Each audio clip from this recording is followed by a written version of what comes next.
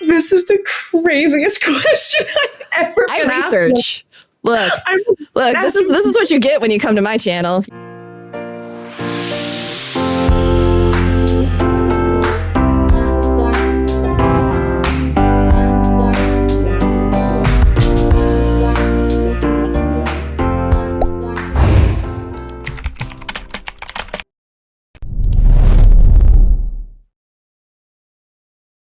Hello, everyone watching on the YouTubes or the Twitches or wherever I end up posting this, maybe Instagram. Today, I get to do something really awesome and share with y'all a conversation I've been looking forward to having all week, an extension of my Broadway and Detroit coverage. I get to talk to one of the stars of 20-Sided Tavern's national tour, Cassidy Sledge. Cassidy, thank you so much for joining me. Thank you so much for having me. I've been looking forward to this all week too.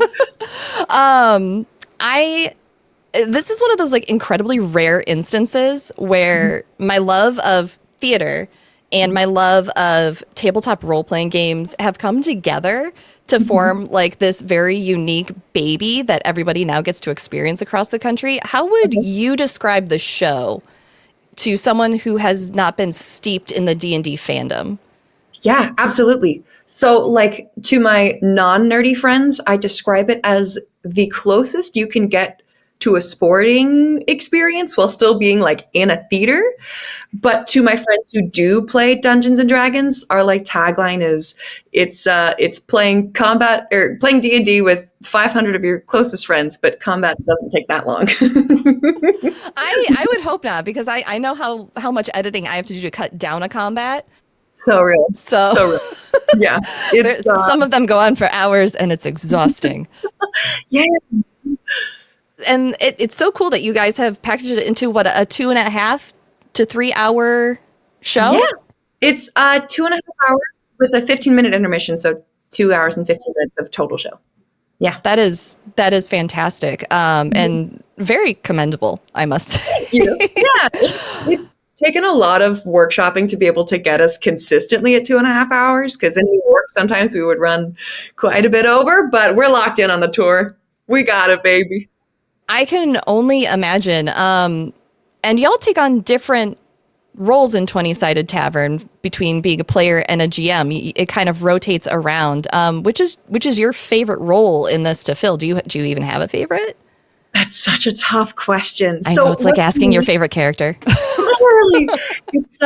It's what's unique about the 20-Sided Tavern is that we have 5 tracks on stage. So we have the Dungeon Master, of course, and then we have 3 players, but we also have the Tavern Keeper, which is kind of sort of the rules lawyer. They're also in charge of like the tech, the mechanics, hit points, and they are in charge of the audience interactive part of it. So anytime, as an audience member, you get to play along in the show. You bring your device and you get to play on what happens. So anytime anything gets sent to devices, the Tavern Keeper is the one in charge of that. And so I've trained on 3 tracks so far. Dungeon Master, Tavern Keeper, and Team Mischief, which follows, like the rogues and the bards and the artificers. And it's so difficult to choose what my favorite would be. But I think I might have to say Dungeon Master, just because it's really fun to be able to kind of, when you play a player, you're that character for the whole show. But as the Dungeon Master, you get to just randomly swap to whatever NPC you want to be to try and like terrorize the players in a different way. It's so joyous. I know. Are you I'm pretty heavy on the DMing these days as opposed to playing. Are you a forever DM, or do you kind of get a 50-50 just outside of 20-Sided Tavern? So outside of the 20-Sided Tavern, for a long time, I was walking down straight towards the path of Forever DM. But fortunately, just like the stars have aligned enough that I do feel there is a pretty healthy balance in my personal life, which I'm stoked about. Nice. And you talked about people using their phones and interacting. This is an incredibly interactive show compared to your normal theater experience. Between the live voting that you all do, which I understand that the creative visionary of the show developed what you are using in order to do that voting. And I want to talk about that in a minute, but is there a is there a specific moment of audience interaction, whether pulling them up on stage or voting, where it just took the show completely sideways for you all? Is there a moment in all of your experience that stands out amongst the rest? I think yes, the thing that most recently pops to mind when we were in Boston, one of the things that we always have the audience members do is name all of the NPCs. And Okay. one of the primary NPCs, like the quest giver, the person who you're constantly checking in with throughout the journey, it's a wizard. And someone named the wizard Goku. And it we had like we had a world set up, we had character arcs going, Hmm. and then someone said Goku, and it was like, well, it's Dragon Ball. Now it's just Dragon Ball, nothing else. It is, and it's no longer Fireball. I'm assuming. I'm assuming it was a Kamehameha. That is peak D&D right there. Oh, There is no purer form of D&D than that not experience. literally everyone could be like on the exact same page going, this is what we're doing, this is what we're doing. One person makes one joke and it's nope, here we go, this way. Hmm. Mhm. Sounds about right. And the technology you are all using, um, like you mentioned before, this was developed specifically for 20-sided tavern. Can you tell me a little bit about that? Because there's not much leading into it to give that information to the audience. Are we going to have to download something once we get there? Is this something that we can just like text into? What should Yeah, people expect totally. with that aspect? Sure. So Gamiotics is it is completely web based. So you're not downloading an app or anything. You're not making an account. You're not signing up for anything. We really super value people's privacy, and so we don't do cookies or anything like that. When you enter the theater, you will just receive a QR code, and it'll take you to a website. And in order to like use the website well, we have our own Wi-Fi that we take from theater to theater, and it's called Dungeon Audience. So you hop on the Wi-Fi, you join Gamiotics, and you're just playing along on your phone. The only thing that I would say is like any kind of concern about it is because we are so like locked into, we value your privacy, we don't use cookies. It's if you navigate away from the web page, you might have to like scan the QR code to get back in because it's like not an app. But otherwise, Okay, yeah, it is very much so it's just a website and it's very easy to that's use. really cool. That in this day and age of privacy concerns, that's really awesome to hear. Absolutely. When it comes to this experience, I took a look over your resume. This is not your first D&D related production I saw.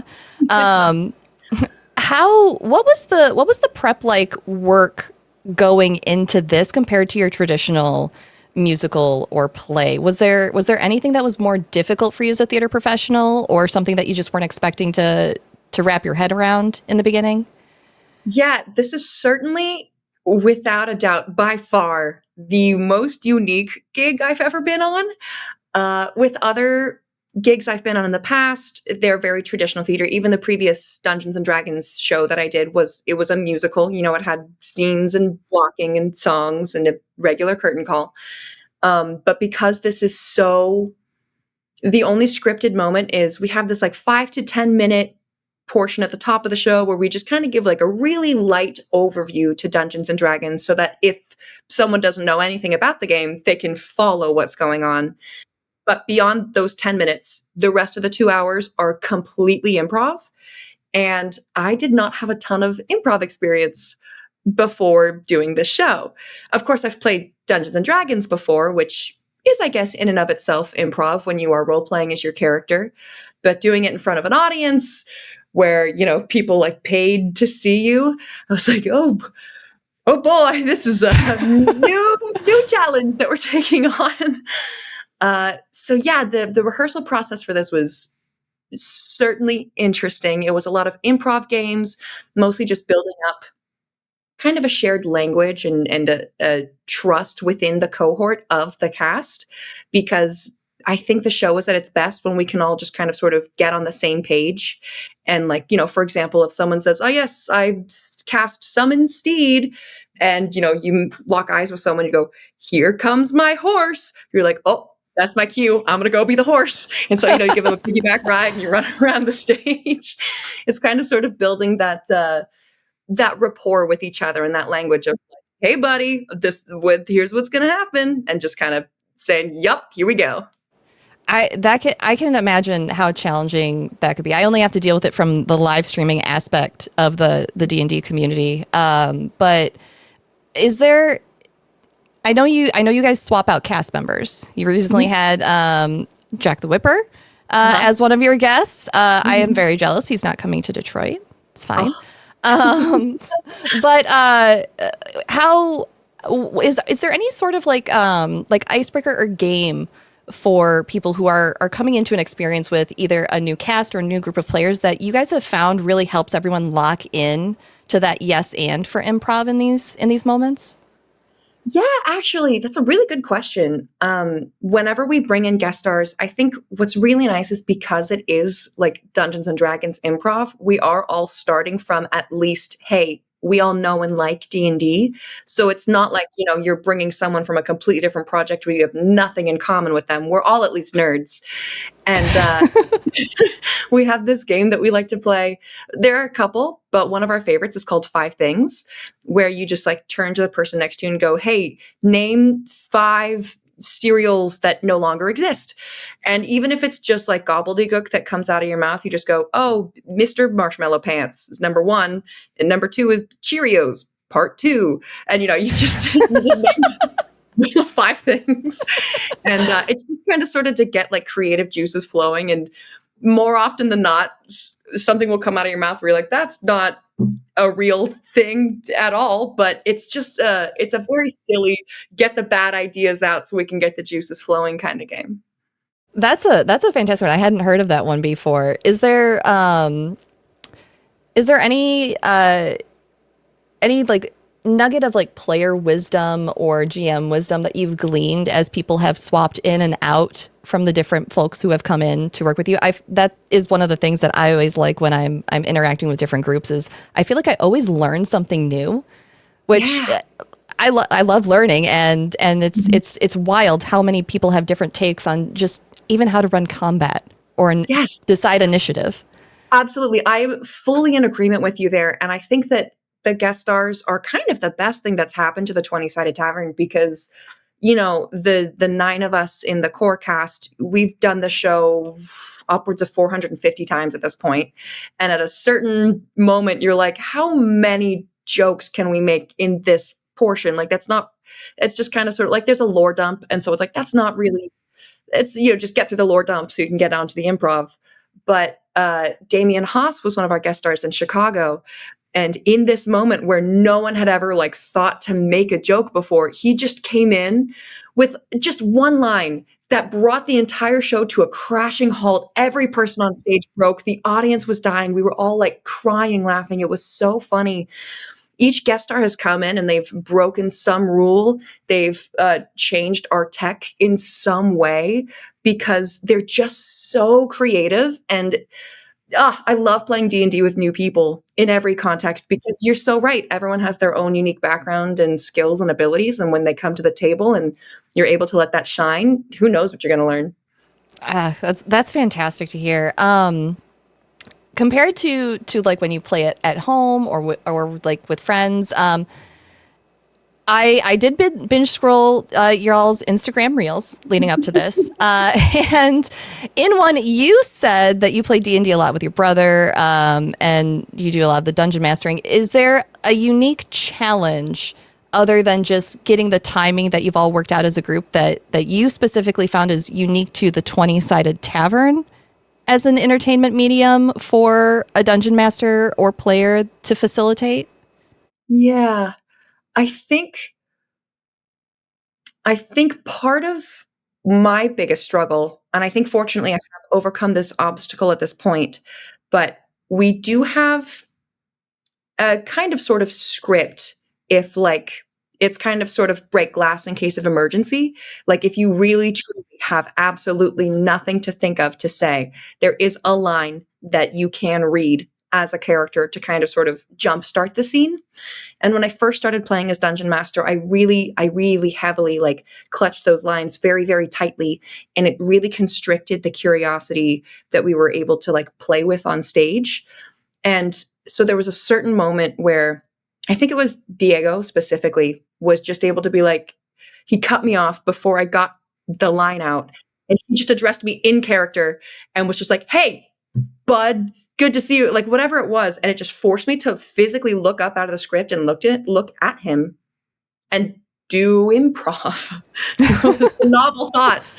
And so it was really just kind of sort of being willing to like let go of the reins, because we're all a team, just like, when you're playing in a D&D campaign, everyone is there for the story. We're there to build the narrative together, and you don't have to cling so tightly to your plan as a dungeon master. You can just kind of sort of put your hands up and go, "Yeah, okay, where do you want to go? Let's go together." So like kind of sort of releasing the need to control everything is something that took me a really long time to learn. I think that's something that takes a lot of DMs in that seat, a long time to learn, and it's incredibly difficult. And from what I've seen of all of your clips online, you do it beautifully. So I'm excited. I'm excited to see the full show and not just the segments that people have posted coming up to this. But sorry, the ADHD just hit, and the train went that way, and I saw the look in your eyes, and I was like, "I've been there, buddy. I'm just look. Once you forget the word coffee on stream several times in one stream, it doesn't faze me. My audience will see this as normal. I'm sorry. Did I wake you? It's okay. For those watching this in the future, it wasn't recorded earlier, but there is a puppy sleeping behind me who is currently kicking my lower back. We love puppies. Come here. Okay, I have to do the rest. We got to say hi now. Come here. Okay, Marcy May. Oh, this is probably going to be your official introduction. She's a star. She is. She's my big star. And back to sleep she goes. So, where the train was going earlier, before it derailed, Dungeons and Dragons has gone from being the target of this like moral panic to becoming more mainstream. The more live and pre-recorded actual play content gets put out there, both high quality studio productions to the average person streaming on Twitch. It feels like 20-Sided Tavern is almost the next evolution of the D&D entertainment experience. As a D&D fan yourself, do you think is the Tavern's secret sauce that draws TTRPG fans into theaters rather than just, queuing up another episode of Critical Role or Dimension 20? Like what is getting them out that they can't find at home? So I think we've really hit the sweet spot with the TST because, when I am a player at my own table, pacing is always an issue, and specifically combat for me just fries my brain every time. Whereas on the opposite end of the spectrum, if you're not playing D&D and you're listening or watching a live play, you are not participating at all whatsoever.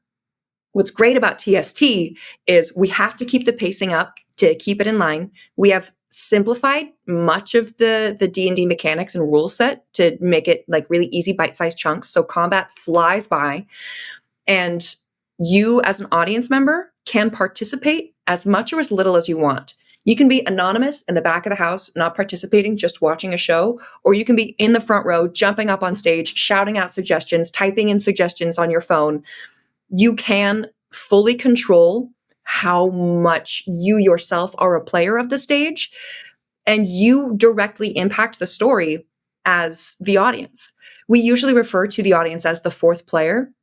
One of the things that is the biggest struggle about the show as an actor is when you're rehearsing it without an audience, because so much of the energy and just like the engine comes from, people naming the NPCs and deciding where we go. And if you have a character, a player on stage who makes a choice that nobody agrees with, and then you have 400 people shouting boo at you, then of course it turns into like, fight me, come up here and fight me.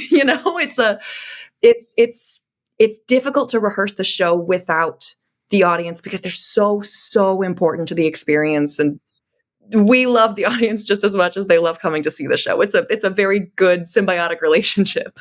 It sounds like it. And I have just one more question for you before we call it quits, and I take this one outside. In episode 378 of the SideQuest podcast, you shared your love of Toontown Rewritten, a fan-made revival of Disney's Toontown Online. If you could pull a single element of the game mechanically or a favorite NPC from the world and insert it into a 20-sided tavern show, who or what would it be and why? This is the craziest question I've ever been research. Look, this is what you get when you come to my channel. You get the deep cuts. I love it. Oh, I love it so much. Oh my God. Wow. God. Okay. I love Toontown. I spent way too much time with my brother during the pandemic as like 25-year-olds playing through this game again. I think part of like what makes Toontown so fun is you are using like fun, childish games to attack, boring cog robot bosses, whatever. And one of my favorite attacks is like just physically throwing cake at another character. And so I think if we had food that we could throw at each other on stage, of course that would never fly with equity rules, and we have rugs on stage. So like obviously that would be the worst, but I think that having a show where we're able to just like smash a cake into another person's face, it would be very satisfying for me personally. Look, Actors Equity, I will write a letter. I will pay for the rug cleaning if we can make this happen. Okay. I will sign the waivers. I will fund the pies myself for one show. There's a new goal for 20-sided tavern is someone takes a full cake or pie to the face. Cake or pie to the face when it happens. Oh, that's so funny. Thank you, Cassidy. Thank you so much again for talking with me. Is there anything else that you want to impart on the audience before we call it for today and I let you get on with the rest of your day, which I'm sure is very busy? Oh, listen, I just have a live play later this afternoon, which I'm also very excited about. But hey, people who are watching, if you're a player, terrorize your DM. And if you're a DM, TPK, baby, every single session. Let's go. That didn't come out of my mouth. I want everyone to know that came from Cassidy, not from me. Yeah, baby. Okay. But I will say you can have advantage on your next roll. Thank you everyone so much for watching us. If you are new to the channel or old, you are important and you matter. If you're going to see 20-Sided Tavern in Detroit, all of the information for the show will be down below in the doobly-doo down there. Or if it's coming to your town, all of that information will be linked as well. Check them out online or on social media. Thank you again, Cassidy, and everybody, roll for initiative.